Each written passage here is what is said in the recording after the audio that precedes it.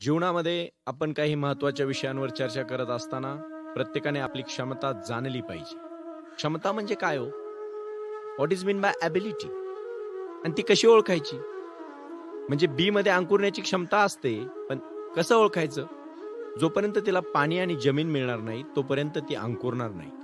तशा प्रकारे तुम्हाला तुमच्या आतमधल्या असलेल्या गोष्टींची जोपर्यंत जाण होत नाही तोपर्यंत त्या गोष्टी तुम्ही कशा समजून घेऊ शकता, कशा जाणून घेऊ शकता, कशा प्रकारे प्रगट करू शकता, असे अनेक प्रश्न पडतात.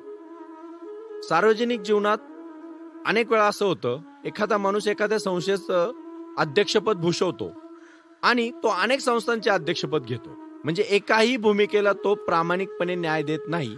नुसत्या मिटिंगा घेणं, बैठका घेणं, ठराव करणं आणि पुढे काहीच न करणं, हा एक प्रकारचा विक्षिप्तपणा मी तरी मानतो.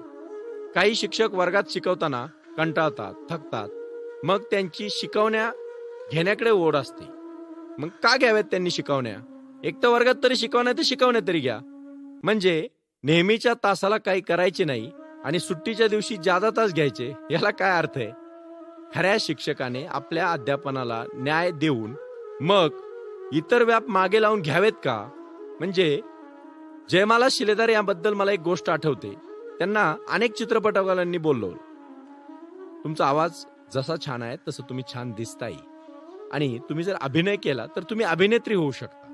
पण त्या म्हटल्या नाही, माझ्या साधनेमध्ये फरक पडेल. म्हणजे मी ज्या गुरूंना माझ्या आयुष्यात मानतो ते प्राचार्य शिवाजीराव भोसले एकदा म्हणाले होते की मी आयुष्यामध्ये फक्त एकच चित्रपट पाहिला, तो म्हणजे महात्मा गांधी. कारण मी चित्रपट का नाही पाहिले की माझा वेळ त्या ठिकाणी जाऊ नये म्हणून मी चित्रपट पाहिले नाही.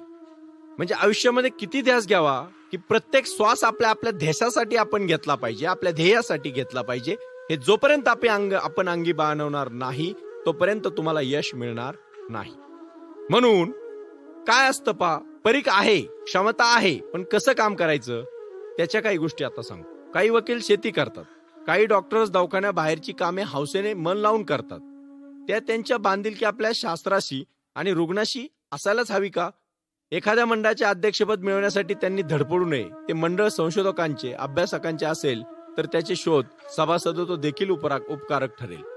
विरंगुळा म्हणून एखादा छंद जोपासला पाहिजे, तो लाभदायक ठरेल. कामामुळे येणारा थकवा दूर होऊन वृत्तीत ताजेपणा येईल. कामात बदल म्हणजे विश्रांती, असं फार पूर्वी सांगून ठेवलेलं आहे.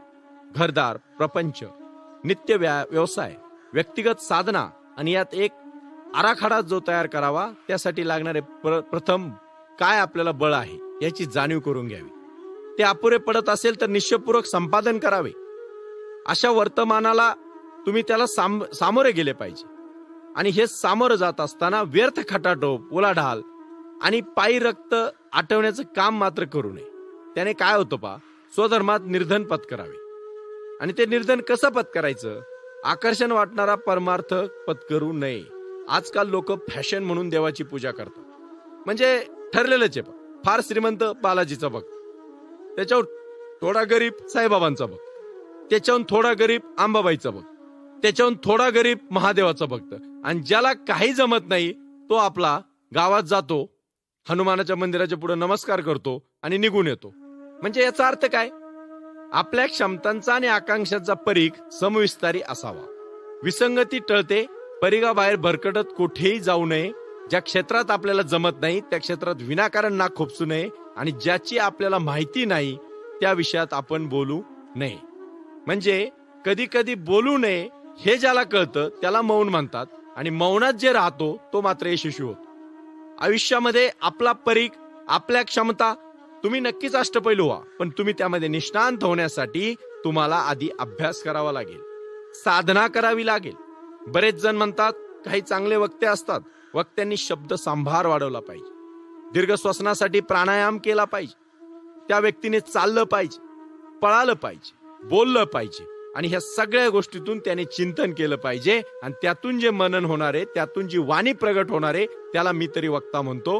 क्षमतांचा परीघ जाणून घ्या, आत्मसात करा तुम्हाला काय येतंय.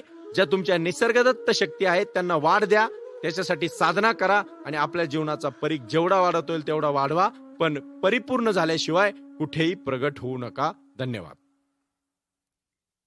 Please share and like this video and subscribe our YouTube channel. Thank you.